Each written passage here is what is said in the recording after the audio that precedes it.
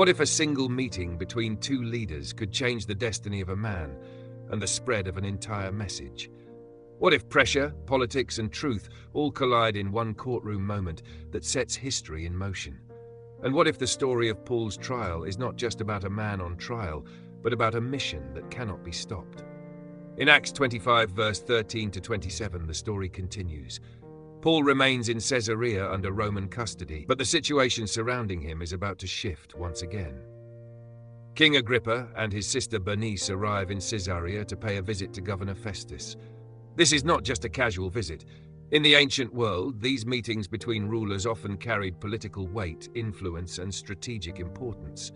Festus sees an opportunity, a critical opportunity, because he still has a problem he cannot solve. He has a prisoner named Paul, and he doesn't fully understand the charges against him.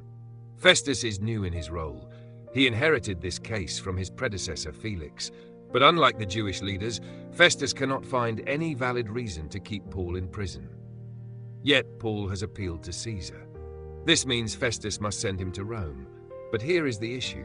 Festus needs a clear explanation. He needs something concrete to report, something that makes sense to the Roman authorities. So when Agrippa arrives, Festus decides to present Paul's case.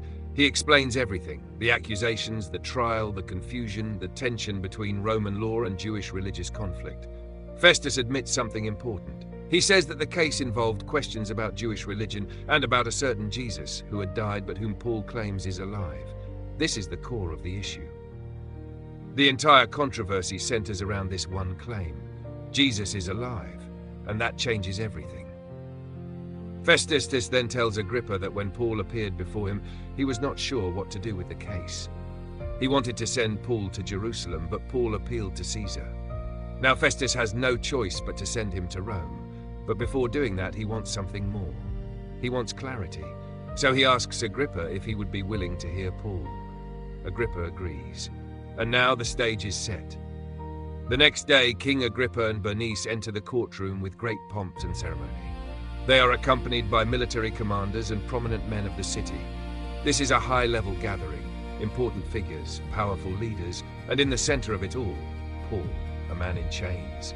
A man who, at first glance, seems insignificant compared to the others in the room. But in reality, he holds something far greater than all of them combined.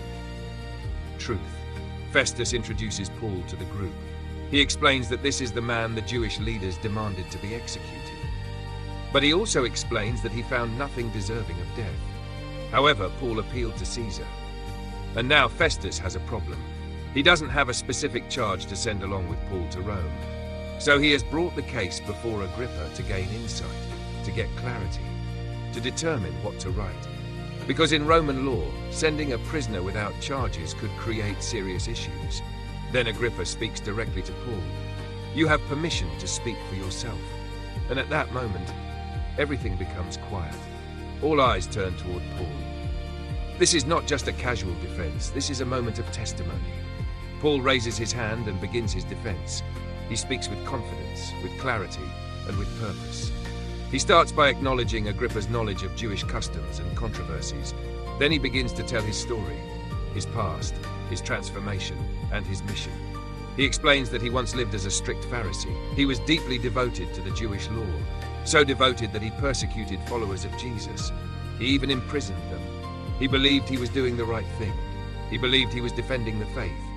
But everything changed on the road to Damascus. Paul recounts the moment when a light from heaven shone around him. A voice called out to him, "Saul, Saul, why are you persecuting me?" This was a turning point, a moment that changed everything. Paul realized that he had been fighting against something greater than himself. He had been opposing the very message he now defends, and from that moment forward his life was transformed. He was called to preach to both Jews and Gentiles, to open their eyes, to turn them from darkness to light, and from the power of Satan to God. This was not just a change in belief, it was a complete redirection of his life. As Paul speaks, the tension in the room increases, because his message is not just about himself, it is about Jesus, the one who was crucified, the one who rose again, the one who brings salvation. Festus suddenly interrupts. In a loud voice, he exclaims that Paul is out of his mind, that his great learning has driven him insane. But Paul responds calmly, "I am not insane, most excellent Festus."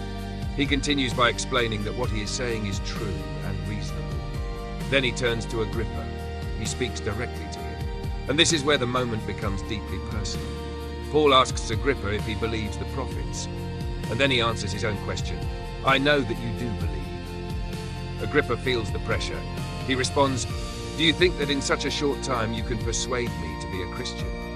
This is a powerful moment, because Agrippa is being confronted with truth, and he knows it. But he also feels the weight of his position, his status, his authority, his identity. And instead of making a decision, he deflects. But Paul doesn't back down. He says something remarkable. "I pray to God that not only you, but all who are listening to me today may become what I am, except for these chains." This is powerful. Paul is not asking for freedom. He is not asking for release. He is not asking for comfort. He is offering something greater: hope, faith, and truth. And he is willing to stand in chains if it means others can be set free. After the hearing, Agrippa and Festus step aside. They discuss the case, and they reach the same conclusion. Paul has done nothing deserving of death or imprisonment. Agrippa even says that Paul could have been set free if he had not appealed to Caesar. But the appeal has already been made, and now the process must continue. Paul will go to Rome. This moment is significant because it shows how God can use even the highest levels of authority to move his plan forward. Kings, governors, commanders, they all play a role, but they are not in control of the outcome. God is. Even when Paul is bound, the message is free. Even when Paul is surrounded by chains, the truth is spreading.